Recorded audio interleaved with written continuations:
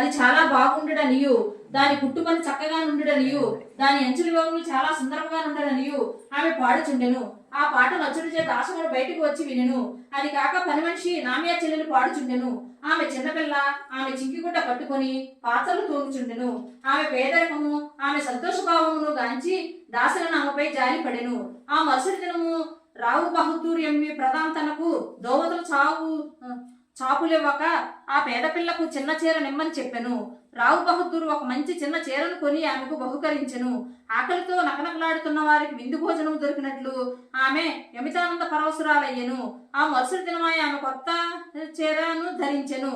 అమితోత్సాహంతో తక్కిన పిల్లలతో కలిసి గిర్రున తిరుగుచూ నాట్యము చేసెను. అందరికంటే తానే బాగుగా ఆడిపాడెను. మరుసటి దినము చీరను పెట్టెలో దాచుకొని మామూలు చింకి పట్ట కట్టుకుని పనిచేయుటకు వచ్చెను. కాని ఆమె ఆనందమునకు లోటు లేకుండెను.